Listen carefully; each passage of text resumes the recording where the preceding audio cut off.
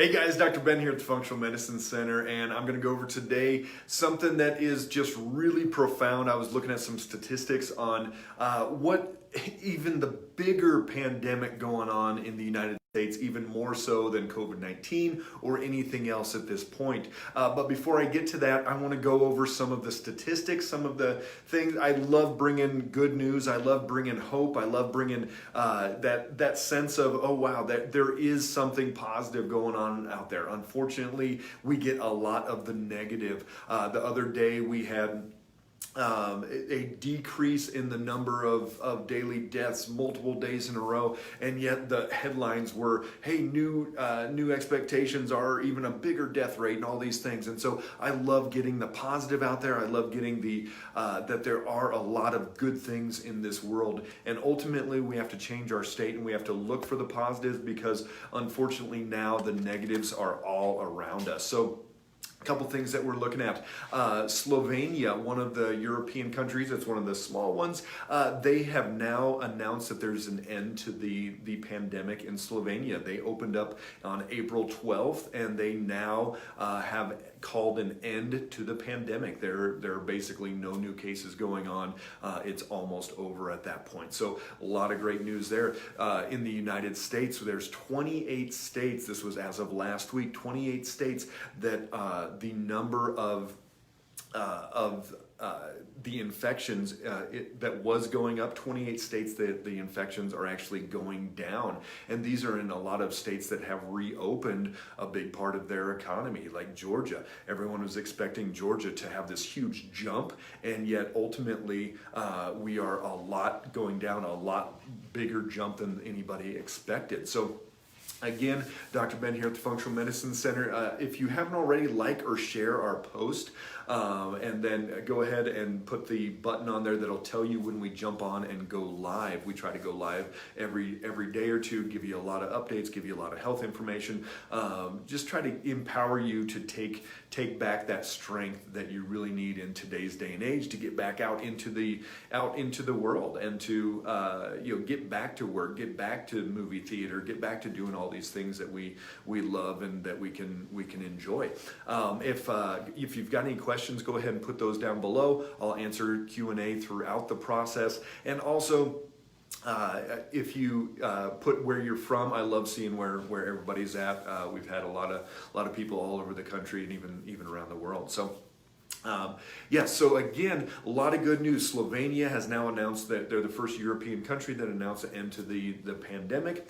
28 states in the U.S., this was as of last week, are starting to have decreased number of cases, and this is even as our testing goes up. So that's the great news, is that even if you look at the total number of cases, it looked like we peaked back at end of March, early April in the United States, and the total number of cases have been going down, even as we test more and more people. So that's the great news. The interesting part out of Italy, and this was in some scientific journals recently, and they showed that on evaluation of the death certificate, 12% of the people that died in Italy actually died from COVID, and that 88% died with COVID, meaning they died from various things, and they also had COVID-19 with them. So out of the 30,000 people or so that by the time they had evaluated that died, about 3,600 of them died from COVID-19, as opposed to they died with COVID-19. So great news there, not as deadly as we thought it was. Yes, unfortunately, there are people dying, and that is going to be traumatic for a lot of families, a lot of people, things like that, but a lot less than what we had hoped or what we thought. The other thing that was interesting, this was on Friday, this came out, the Colorado Department of Health and Environment, they came out and they decreased, did anybody see this? Go ahead and put a thumbs up if you guys saw this. They decreased the number of cases that people have died in Colorado by, it was about 25%, about 300 people. They decreased because they had actually been reporting on people, same thing, people that had died with COVID-19 as opposed to died from COVID-19. And so then the numbers, which it's still, if you look on the Worldometer's website, they still have the 1,200 number, even though they've knocked it down into the 800 something range, because that is definitely going to be a big part of skewing the statistics, whether it's done purposely or not. There's even some people talking about lawsuits for that, and I don't know anything about that. But what I know is it's very challenging to get good statistics and make good rational decisions if we don't know the whole story.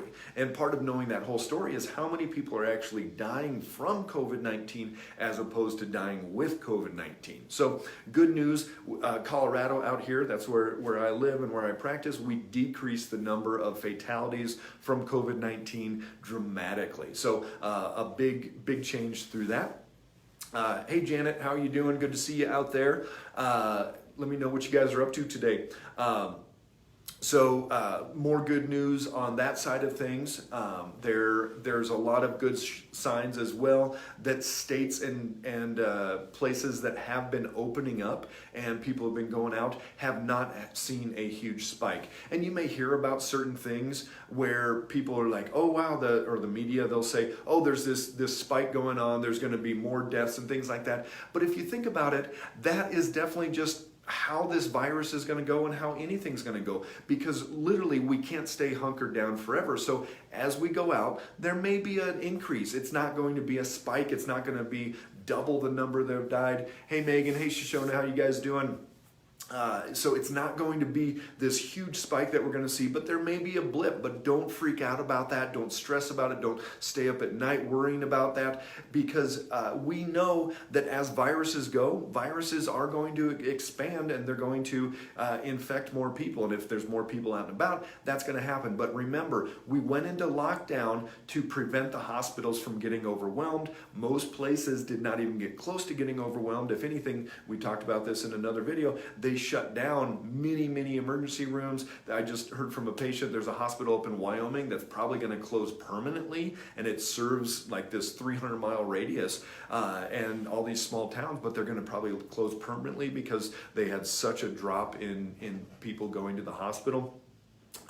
It had unfortunately a lot of places backfired and went the other route there. So we know that we've got to get out, and actually ultimately we need our immune system to get exposed to this virus, and that needs to happen. Unfortunately, we don't know when a vaccine's going to come out, if a vaccine's going to be safe, if a vaccine's going to work. We don't know those things yet. It might be a year, 2 years. Most of the time they say vaccines, you should take at least 5 years to really make sure that it is what it is saying that it's going to do and not going to cause problems. So we know that immune system wise, we've got to get going. But that takes me to the biggest pandemic that we have in the United States, and that's looking at the health. Hey Teresa, how you doing? That's looking at the health status and the sickness that is going on in this country. And if we look at 600,000 people a year die from cardiovascular disease, we've got 125,000 people die a year from Alzheimer's. We've got 150,000 from diabetes. We've got almost 1 million people a year that are dying from conditions related to the metabolic syndrome that is going on. We're talking about insulin resistance, prediabetes, diabetes,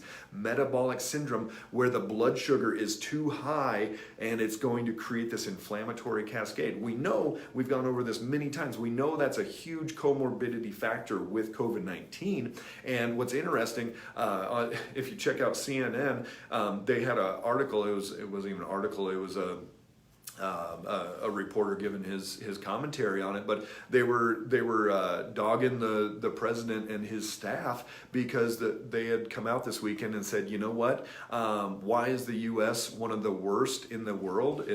By far the worst in the world with COVID-19. Well, a big part of that is the sickness status of the American people. And that reporter went off and like, oh, that's a cop-out, you shouldn't be saying that, you know, you're guilt-tripping these people, whatever he was saying. But it's true. I had done a video last week on this, and we talked about that This is the number one reason why we have the worst rates, the biggest number of death, the biggest number of cases in the world by far. We have about 6-7% of the population of the world, and we've got about 29% of the cases. And that's not just because we're testing more than everybody else. It's because we truly have a sickness going through this entire society. 1 million people a year die from things directly related to metabolic syndrome. You know what they call Alzheimer's now? They call Alzheimer's type 3 diabetes. If somebody has diabetes, they live long enough, they will get Alzheimer's. They will have neuropathy of the brain. That's what the research and physiologically what happens with that inflammatory cascade. So the biggest pandemic we have in this world and in this country right now is 1 million people a year dying from what basically is metabolic syndrome, from diseases related to what we're putting in our mouth, this inflammatory cascade, and we know we've got to reverse this. And the way that happens, that article on CNN, he was saying that, oh, it's because we decreased the ACA, the CARE Act, Affordable Care Act, but really, did that do it? Were somebody going in and getting metformin, reversing their metabolic syndrome? Was somebody going in and getting on a statin, a cholesterol medication, reversing their metabolic syndrome, reversing their insulin resistance, any of those things? No. All they were doing, even with the Affordable Care Act, was getting a new medication, doing a surgery, and it was getting paid for by somebody else. But it was not teaching people how to truly get their life back and get their health status back to where they need to be so they can fight off anything. Because guess what? This coronavirus is going to cycle out. It's going to burn out in a year, 2 years, whatever it's going to take. It's going to be gone, and it'll probably turn into the seasonal flu, some different things. But guess what? There's probably going to be another one. There's probably going to be a bigger one. There's probably going to be a bigger response. And it's just like, think about all these viruses, all these bacteria, basically what's going on in our gut, and what we talk about our microbiome, all the good bacteria, bad bacteria, everything in there. This is going on out in the world as well. As we spray more, we live out by some cornfields, and yesterday morning, Sunday morning, there was a helicopter, 6 a.m., spraying glyphosate. He'd come down, swoop down right across the field from us and spray the field all around there, killing off as much as he possibly could before planting whatever he was going to plant in that field. And what does that do? That changes the microbiome of that soil, of that environment. And these things are going to continue to evolve. There's going to be bigger ones,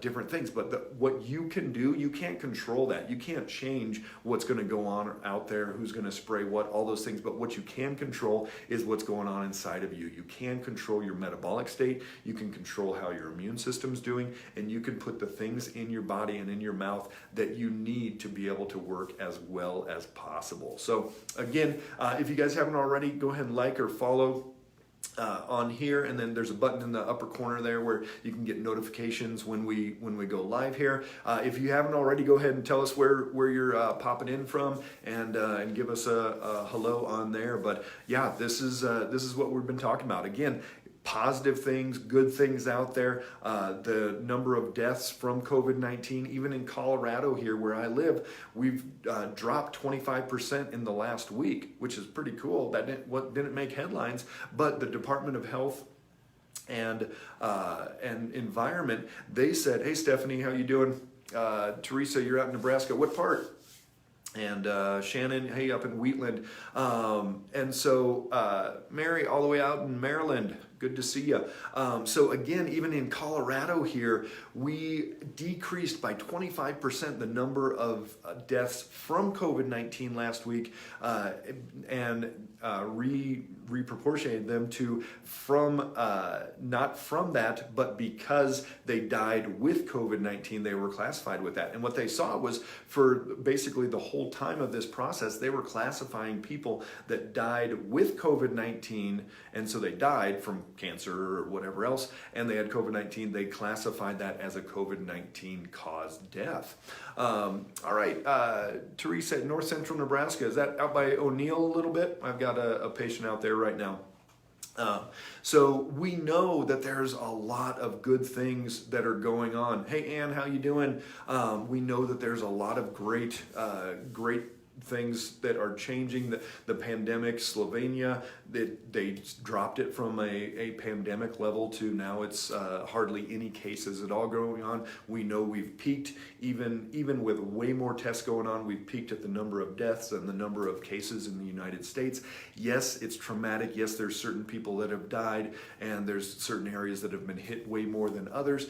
And yet there's a lot to be thankful for. There's a lot to look at it and go, you know what, this is a lot of positive. Because remember, when we first sat down and we're hearing all these stories, what did the CDC say? What did the World Health Organization say? 2 million people in the United States that were going to die from this. 3.4% of the people that got it were going to die. 80 to 90% of the people were going to get infected. We see that those numbers are way less than what they could have been. And so thankfully, this is not that really bad virus that it could have been. It's still affecting people. It's still causing death. It's still causing problems. But there's a lot to be thankful for. So, again, Monday, welcome to the new week. Be positive. Sun's out. Really, really go for it. Take everything you can. So, but again, think about the real pandemic that we're looking at in this country. 1 million people a year die from this, and it's basically what we're putting in our mouth. 600,000 people from cardiovascular disease. We've got 150,000 from Alzheimer's, 125,000 from diabetes. We've got hundreds of thousands of people left and right dying because of metabolic syndrome, because of the health status of what we're putting into our mouth, what we're eating, what we're ingesting, what we're thinking, the lack of activity. All of these things are driving way more deaths than we could possibly imagine in this world. So if you guys have any questions at all, go ahead and throw those down below. But otherwise, thanks for joining in today, and like or share this with anybody that you know. We love getting information out there, and I get through a lot of the statistics and info. If you've got anything to share with me or anything specific that you'd like to hear about, I'll be going live tomorrow. We'll be doing more of a health specific talk, and then we'll be getting back into some stats the next day. So hope everybody has a great week, and take care.